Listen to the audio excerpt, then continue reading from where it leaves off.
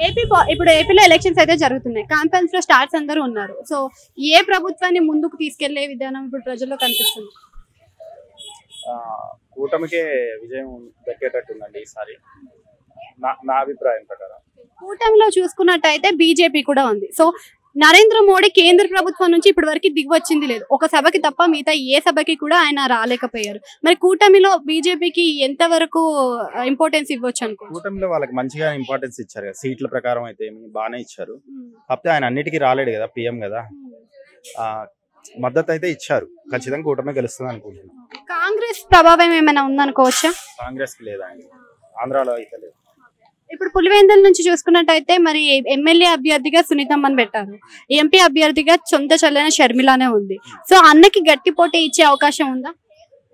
లేకపోవచ్చు అండి, జగనే గెలుస్తారు అక్కడ వరకు, ఎమ్మెల్యే వరకు. సీఎం కాకపోవచ్చేమో అనిపిస్తుంది సార్. అసలు ప్రతి దాంట్లో కూడా వివేక హత్య గురించి తీస్తూ ఉన్నారు. సో అందులో ఎంతవరకు వాస్తవం ఉందనుకోవచ్చు? అది వాళ్ళు డిసైడ్ చేయాలి. వాళ్ళే చెల్లెలే చెప్తున్నారు కదండి. కాకపోతే ఈయనకు ఉండకపోవచ్చు, కానీ నిందితుడిని అయితే దాపెడుతున్నారు. వైసీపీ ఏవైతే ఓట్లు ఉన్నాయో అవి చీలే అవకాశం ఉంది అంటున్నారు. చీల్తాయా మరి అన్న చెల్లెలకి ఇద్దరికి?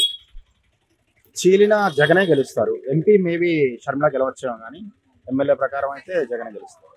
ఇప్పుడు పవన్ కళ్యాణ్ కి కూడా గట్టి పోటీలో వంగ గీత గారు ఉన్నారు. సో వంగ గీత గారు ఇంతకు ముందు నుంచి సీనియర్ గా ఉన్నారు. సో తను ఎప్పుడు గెలుస్తూనే వస్తున్నారు. ఇప్పుడు ఆయనకి గట్టి పోటీగా నిలుస్తారు. పోటీ అయితే ఇస్తారండి, కాకపోతే పవన్ కళ్యాణ్ గెలుస్తారు ఈసారి ఎమ్మెల్యేగా.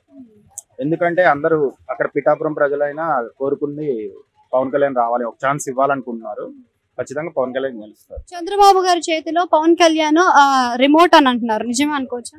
లేదండి, పవన్ కళ్యాణ్ ఆయనకంటూ సపరేట్ వ్యూహాలు ఉన్నాయి.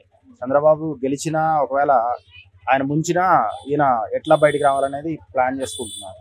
Thank you.